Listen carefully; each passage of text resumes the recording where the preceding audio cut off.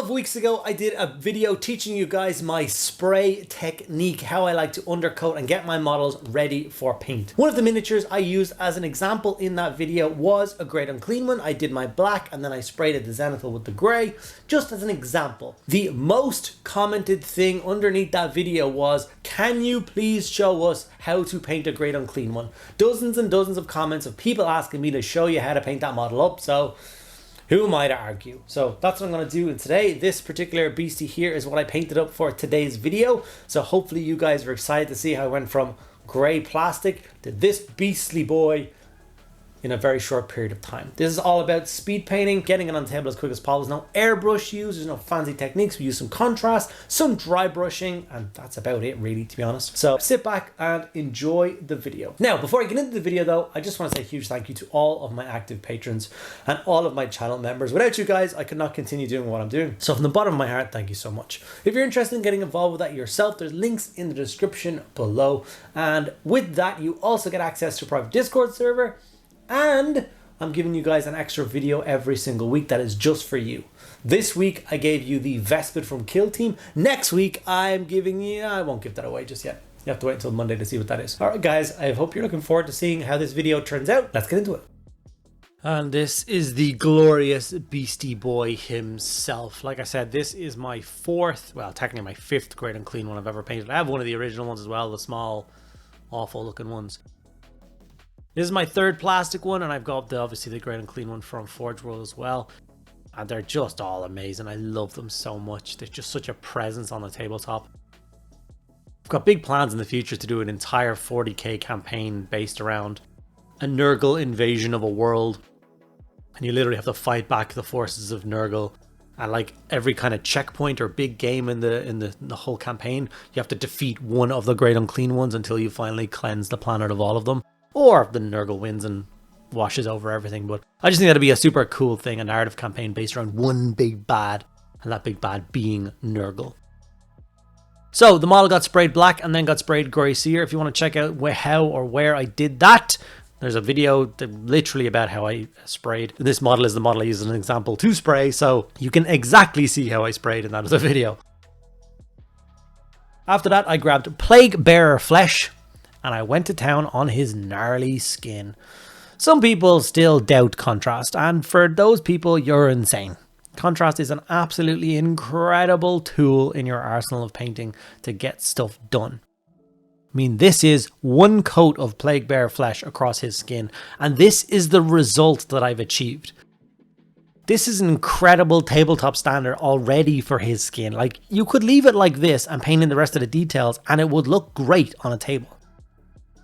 We are, of course, going to push it a little bit further. And for that, what I'm going to use is I'm going to start dry brushing. So with dry brushing these days, I tend to lean on the Artis Opus brushes a little bit. They're great for this. I love the stippling technique and I love the dry brush technique. I'm going to go through these three paints, Arsenic Green, Ugrin Camo, and Krieg Khaki, to build up kind of a pallid, sickly looking skin tone across this guy with literally no effort whatsoever. If you are interested in picking up any Artis Opus brushes yourself and you do live in England, I do have an Element Games link down below as well. If you do shop with Element Games and you want to support the channel, use that link. It costs you nothing extra. In fact, when you shop with Element Games, you usually save around 15% of retail price. And I will get a nice little kickback for you, whether you want to buy a Great Unclean One, whether you want to buy paints, whether you want to buy brushes, anything. You're from England, you use that. It helps me out. So this is the first coat of dry brushing done, and as you can see, it started to pick out the edges. And the whole idea with the 3 layers of dry brushing is to start quite heavy and get lighter and lighter and lighter with your dry brushes as you go. So like this is the Ugrin Camo. This is going to be the medium kind of level of dry brushingness. And as you can see, the brush will start to move a little bit slower. I'll start to get a little bit more kind of thinky as I'm dry brushing, try and pick specific areas where I want it to hit and I want it to stand out. A Great Unclean One is a dry brush dream because there are so many gnarly folds of fat and disgustingness all over his body. It means that it catches the dry brush so perfectly and it just highlights it really, really well. But I'm still hitting those kind of higher areas, bits that are going to get hit by like the sun or light from above. And it's going to turn that sickly pale color. I love how he looks. And from here, of course, we are going to jump up to the final highlight, which is a Krieg Khaki. And you'll notice again that I go even lighter. My brush strokes start to become much more controlled, much lighter. I've in fact swapped to a smaller size dry brush to get better control and decide where I want those kind of highlights to stand out for a little bit more. For me, Nurgle will always be the best Chaos God. I've loved it ever since I first seen it. I love Death Guard, I love Nurgle Demons, I love Nurgle Warrior. I've always Pestilence in Skaven armies, so cool. Don't ask me why, there's probably some sort of sick psychological trope when you love Nurgle, but I still do. Volupus Pink was then brought in, and that was time for block in all of the sores and all of the like intestines and all of those kind of guts and goops. And like I said, this is a speed painting, so we're going to try and get this done in a very short amount of time. Obviously, these models can seem very intimidating. If you're something like me, you'll want multiple Great Unclean Ones, so having a scheme that's going to be very quick to do, I think is going to be a great thing to have, great tool. And obviously, if you apply these techniques to a smaller miniature, just a Plague Bear, for instance, you're going to get those Plague Bears bashed out very, very quickly. And you're going to have a Nurgle army on the table in, I don't know, a day or two, to be honest. So the Volupus Pink was, like I said, painted into all of the swords. Anywhere that was like the open wounds, any of the like crazy tentacles sticking out. And you can see the difference that it makes already. The intestines look gross. The sinew split on his back. And that's from a single coat of Volupus Pink. We do have a couple of other bits and pieces that of course need to get base coated in. So we're going to grab Nazdreg Yellow. And this is for all the kind of pustules and sores and stuff like that that exist across his body as well. You have to go around and try and find them. So they've obviously blended in with the green because they would have gotten directly hit with all those dry brushes and stuff. So you can have one where it's kind of like a pimple that's deep into the skin, so you can just leave it that green color if you want. But anything that seems like it's kind of broken the skin, I would suggest putting a gnarly, disgusting head on the top of it, starting with a bit of Nazdreg Yellow. I also find the Nazdreg Yellow works as a really nice base coat for his gnarly toenails and of course his fingernails as well. Carrienberg Crimson was then brought in. This is obviously another optional step if you want to take it just a step further. And I use this for anywhere where the skin is going to look a bit sore and a bit kind of under tension. So he's got this kind of crack bit under his armpit. We're going to hit that with a bit of the Carrienberg Crimson. And then of course where the folds have kind of are basically folding over, I'm going to paint just a little bit of Carrienberg Crimson into those creases. Once again, the look I'm going for is sore, stretched skin, stuff that's irritated. And I believe this guy would have absolutely tons of sore parts.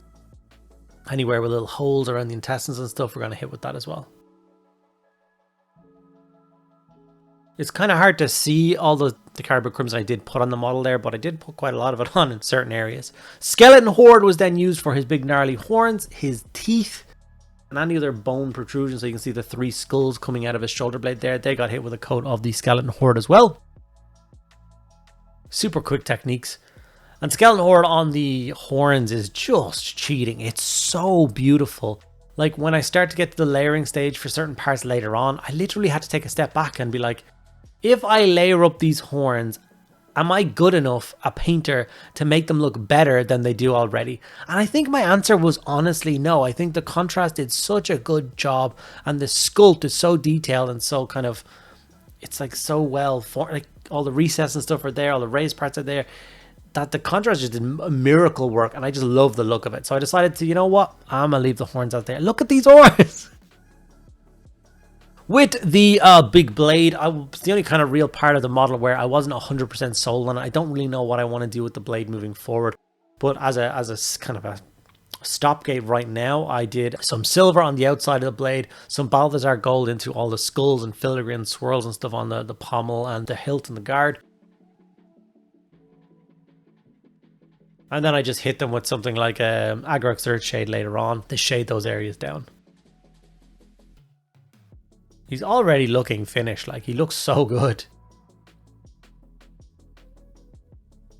I think I get to say it looks so good without being like, you know, tooting my own horn, because like I said, it's not mad skilled. It's just tools. Learning how to dry brush, learning how to apply contrast properly makes a huge difference to getting models on the tabletop standard really well.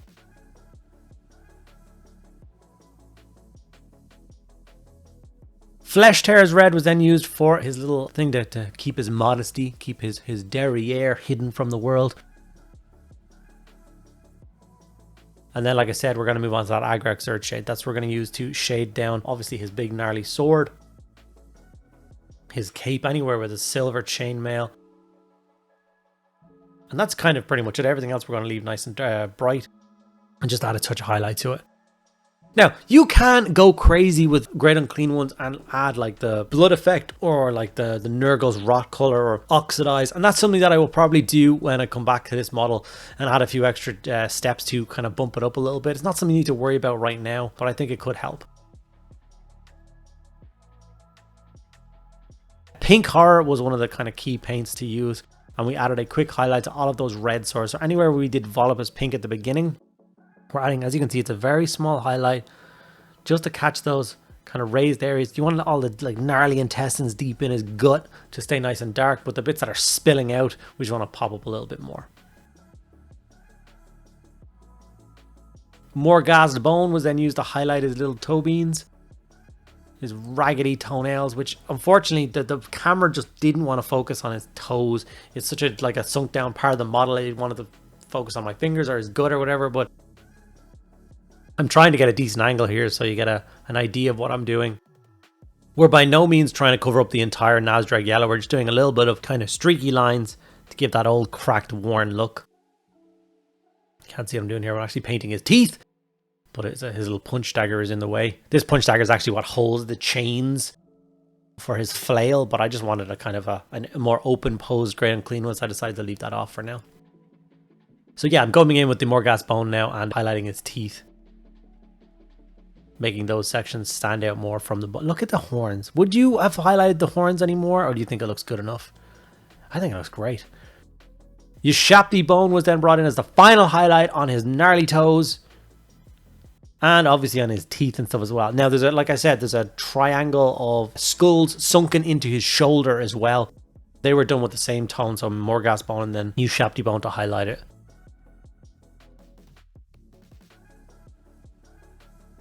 Mephiston Red, I just did a single layer highlight over his, I don't know what you would call this thing. It's literally a piece of cloth to save his modesty that's nailed into the side of him.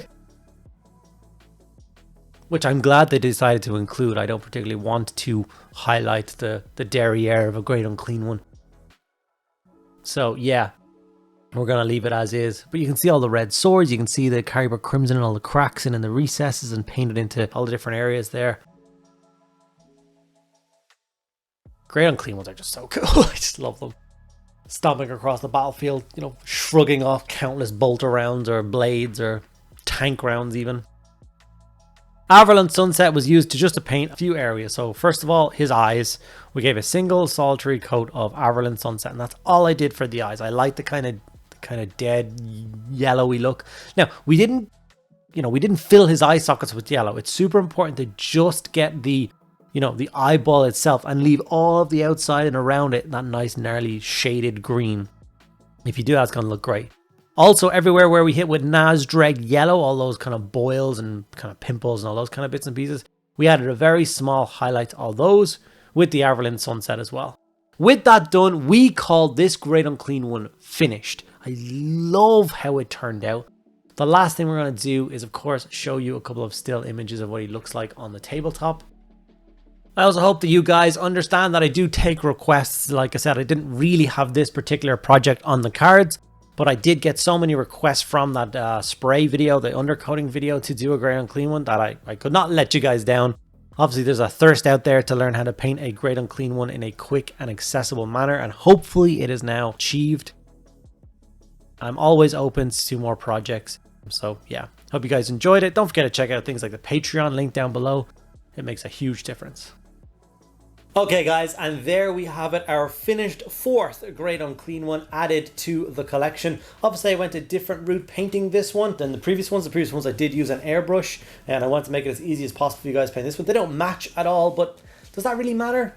I don't think so. I have 3 more to do at some stage. I think I'm probably going to go for alternate scopes out there so they kind of are different, because I don't want any more of these, and I think I've done all the variants you can possibly do with the new plastic one, and of course I've got the big resin one. So yeah, so hopefully you guys learned a little bit about painting Great Unclean Ones or painting Nurgle in general from this video. If you did, do those 3 magic things. That it's very simple, very easy, very quick. Help support the channel. Give the video a like. If you have anything to say, comment it down below. And make sure you're subscribed. If you want to check out Patreons or channel members for all those extra benefits, they're also linked down below. Thank you guys so much for sticking around to the end of this video. I'll see you in the next one.